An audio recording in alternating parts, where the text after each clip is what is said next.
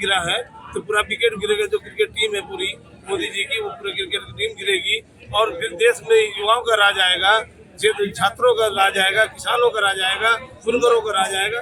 ये स्थिति देखिए, देश में जिस तरह से धर्म और जाति में बांट कर लोगों को गुमराह करके बेवकूफ बनाकर सत्ता में शासन कर रहे हैं। अब वो जनता जाग चुकी है, बेरोजगारी चरम पे है, किसी के पास शिक्षा इतना महंगा कर दिया है तो शिक्षा नहीं करा, अपने बच्चों को पढ़ाई नहीं कर पा रहे।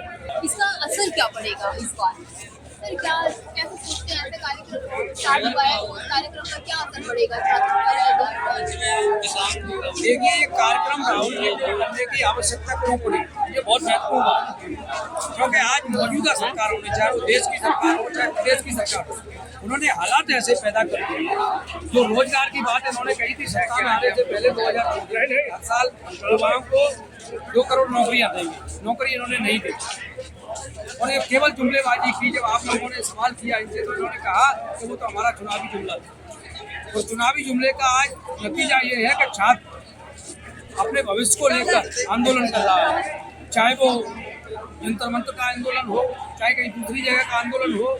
क्योंकि आज छात्र परेशान हैं। जो छात्र अपने घर को बेचकर, खेतों को बेचकर, अपने घर की संपत्ति को बेचकर तैयारी करते हैं 4-4, 5-5 साल, और उसके बाद जब परीक्षाएं होती हैं तो पता लगता है कि पेपर लीक, तो उनके पास सिवाय आत्महत्या करने के अलावा और कोई रास्ता नहीं रहता है। तो इस परिस्थितियों को राहुल जी ने समझा। राहुल जी ने जब देखा कि परिस्थिति इतनी खराब है तो छात्रों से उनके मन की बात सुनने आ रहे हैं। ये सरकारें तो मन की बात कहती हैं, सुनती नहीं है। राहुल जी छात्रों के और युवाओं के मन की बात के आपकी पीड़ा क्या है, उसके लिए हम क्या कर सकते हैं, हम आपका क्या सहयोग कर सकते हैं, उसके लिए राहुल जी आ रहे हैं। और राहुल जी का मुख्य उद्देश्य यही है कि युवाओं का भविष्य, जो युवा सपने देखते हैं उनके सपने साकार हो। क्योंकि ये सरकारों की जिम्मेदारी है कि हर वर्ग के साथ साथ युवा किसी भी देश का भविष्य होता है, छात्र किसी भी देश का भविष्य होता है, और शिक्षा किसी भी देश की रीढ़ होती है। इन्होंने शिक्षा को बर्बाद करने का काम किया। इन्होंने एक छोटे स्तर की शिक्षा की, मैं आपको बताऊं, उत्तर प्रदेश सरकार ने लगभग 5000 विद्यालय परिषद ही बंद कर दिए और शराब के ठेके नए खोल दिए। ये आखिर क्या चाहते हैं, किस दिशा में देश को ले जाना चाहते हैं? तो अब युवा जागरूक है, छात्र जागरूक है, और वो अब इनका सहन नहीं करेगा और वो सड़कों पर है, अपने भविष्य को, अपने सपनों को पूरा करेगा। उसके लिए राहुल गांधी और राहुल गांधी का एक एक सिपाही कदम से कदम मिलाकर छात्रों और युवाओं के साथ बड़ा राहुल गांधी उदाहरण के साथ उन्होंने बताया कोई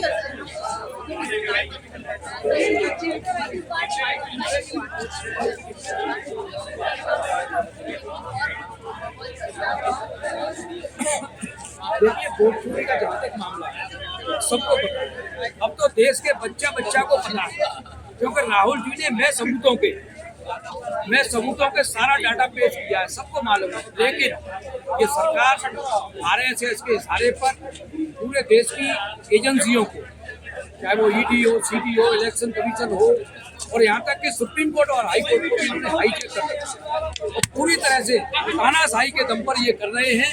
और जहाँ तक ये सरकार कहती थी कि इसमें इस्तीफे नहीं होते, देश के बहुत बड़े मंत्री राजनाथ सिंह ने कहा था कि ये NDA सरकार है, UPA सरकार नहीं है कि इसमें इस्तीफे हो जाए। लेकिन छात्रों से इतना डर इनको लगा कि छात्र जंतर मंतर पर निकले, ताकत के साथ निकले, और आदरणीय जननायक राहुल गांधी जी ने उनके साथ में खड़े हुए, और भी लोग साथ में खड़े हुए। तो ये सरकार इतनी डरी कि उन्हें बैकफुट पर आकर धर्मेंद्र प्रधान का इस्तीफा देना पड़ा। और आने वाले समय में आप देखेंगे, आज मैं आपसे कह रहा हूँ कि आने वाले समय में यही स्थिति बरकरार रहेगी और देश के गृह मंत्री को इस्तीफा देना पड़ेगा और मौजूदा देश की सरकार को भी जाना पड़ेगा। मैं रामनिवास यादव, जिला फिरोजाबाद, कांग्रेस कमेटी का जिले का अध्यक्ष फिरोजाबाद से।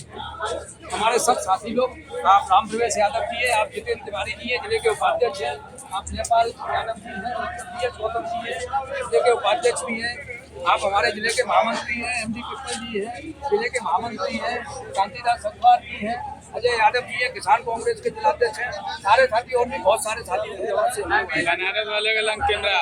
और हम लोगों का उद्देश्य यही है कि देश का भविष्य नौजवान होता है, देश का भविष्य। देखो, कॉकरोच बोल दिया, क्यों बोल दिया? ये सब तानाशाही है। क्यों कि हाई सुप्रीम कोर्ट को सरकार का सपोर्ट और सरकार को सुप्रीम कोर्ट का सपोर्ट, एक दूसरे के पूरक बन गए हैं। चाहे वो सुप्रीम कोर्ट हो, चाहे और संस्थाएं हो, इलेक्शन कमीशन हो, ईडी हो, सीडी हो, ये अपने लिए तानाशाही करके पूरी तरह से प्रयोग कर रहे हैं। लेकिन अब देश का नौजवान, छात्र और किसान, मजदूर सारे लोग जाग चुके हैं और सड़कों पर हैं। आने वाले दिनों में गृह मंत्री का इस्तीफा होगा और ये सरकार जाएगी, कांग्रेस की सरकार आएगी और देश का विकास करेगी, देश का सम्मान बढ़ाएगी। बिहार में राहुल गांधी इधर आ जाए। सर, इस कार्यक्रम में आप लोग क्या एक्सपेक्टेशन रख रहे हैं? इस कार्यक्रम के बाद कुछ बदलेगा? देखिए, छात्रों की गूंज उड़ चुकी है और कोटा और दून से होते हुए इलाहाबाद आई है। यहाँ पे छात्र लाखों लाख की तादाद में जो पढ़ के अपने नौकरियों के लिए, पढ़ाई के लिए यहाँ भी तैयारी करते हैं। और मोदी जी ने कहा था 2014 में कि साल में 2 करोड़ नौकरियाँ देंगे, तो नौकरी 2 करोड़ आज तक मिली नहीं। तो अब छात्र जाग चुका है माननीय राहुल गांधी जी के नेतृत्व में। और जो छात्र पढ़ के अपने आज कोई जिसे कहा कि कोई पकौड़ा तल रहा है, ये भाषा इस्तेमाल हमारे प्रधानमंत्री करते हैं। तो अब देखिए, यहाँ से जो गूंज उठेगी उत्तर प्रदेश से, अब पूरे देश में जाएगी। और अब ये सिंहासन, अभी एक विकेट गिरा है तो पूरा विकेट गिरेगा। जो क्रिकेट टीम है पूरी मोदी जी की, वो पूरे क्रिकेट की टीम गिरेगी। और फिर देश में युवाओं का राज आएगा, छात्रों का राज आएगा, किसानों का राज आएगा, बुनकरों का राज आएगा। ये स्थिति देखिए, देश में जिस तरह से धर्म और जाति में बांट कर लोगों को गुमराह करके बेवकूफ बना के सत्ता में शासन कर रहे हैं। अब वो जनता जाग चुकी है। बेरोजगारी चरम पे है। किसी के पास शिक्षा तो इतना महंगा कर दिया है, तो शिक्षा नहीं करा, अपने बच्चों को पढ़ाई नहीं कर पा रहे। इस तरह के जो तानाशाही रवैया इन्होंने अपनाया है, अब छात्र देश जाग चुका है। आप यहाँ पे भीड़ देख रही है। आप जो पत्रकार यहाँ पर आए वो सच्चे पत्रकार हैं, और जो मोदी मीडिया है वो अपने कार्यालय में बैठ के, अपने स्टूडियो में बैठ के देश को गुमराह कर रहे हैं। तो आज आप लोग देख लीजिए, देश की जनता आई है, यहाँ इलाहाबाद की जनता आई है, आसपास के जिलों की जनता आई है। ये यहाँ मोदी जी को उखाड़ के फेंकने के लिए यहाँ तो ये जो लोग आए हैं, अभी पता चलेगा, मोदी मीडिया बोल देगी कि ये लोग सब टुकड़े टुकड़े गैंग हैं, वही है, ये अपने हक की बात नहीं कर रहे हैं। जी बिल्कुल, उनको तो इसी का पैसा मिलता है ना। अडानी अंबानी के सारे चैनल हैं, उनके जो आका बोलेंगे वही बोलेंगे, जो मोदी जी बोलेंगे वही बोलेंगे। तो यहाँ पे जो देश की जो जनता है, जो सच्ची मीडिया है, वो आगे ग्राउंड जीरो पे वो अपना वर्क कर रही है और पूरा देख रही है कि पूरे छात्र यहाँ पे मौजूद है, पूरे किसान यहाँ पे मौजूद है। जो आंदोलन जो छिड़ चुका है वो अब रुकने वाला नहीं है, चाहे जितना जतन कर ले, क्योंकि देश की जनता जाग गई है। बेरोजगारी, भुखमरी और पलायन, हर जगह से पलायन करने कारोबार है ही नहीं। जहाँ जो और जिलों में, प्रदेशों में कारोबार मिल रहा है, वहाँ से लोग पलायन कर रहे हैं। मैं बनारस से बिलोंग करता हूँ। बनारस एक बहुत क्षेत्र है, वहाँ बनारसी साड़ी की कला है। उस कला को इन्होंने विलुप्त कर दिया। आज लाखों के लाख की तादाद में कोई बेंगलोर है, कोई सूरत में है, कोई महाराष्ट्र में है, कोई इस तरह से स्थिति को इन्होंने साउथ में तो एकदम बर्बाद कर दिया। उन्होंने खतरा बताया कि देश को खतरा है इन लोगों से, कंपनी का नाम लेकर कहते हैं खतरा है उनसे। देखिए, यही कहा करते लोग को बेवकूफ़ बनाते हैं। इनका काम ही यही कहना है, खतरा खतरा, कोई खतरा नहीं है। देशवासी को, देशवासी से क्या खतरा है? पुलवामा करा के 27 आप देश में शासन कर रहे हैं। जो खतरा तो आप ही से है। देश की जनता से क्या खतरा है भाई? वो तो अपना रोजी रोजगार के लिए, अपनी शिक्षा के लिए, अपनी नौकरी के लिए परेशान है। वो देश वाले से, देश से क्या खतरा है भाई? ये तो खाली कहा के लोगों को बेवकूफ़ बनाना, और वो कर रहे हैं। उसी में लोग को बेवकूफ़ बना के लोगों को गुमराह कर रहे हैं।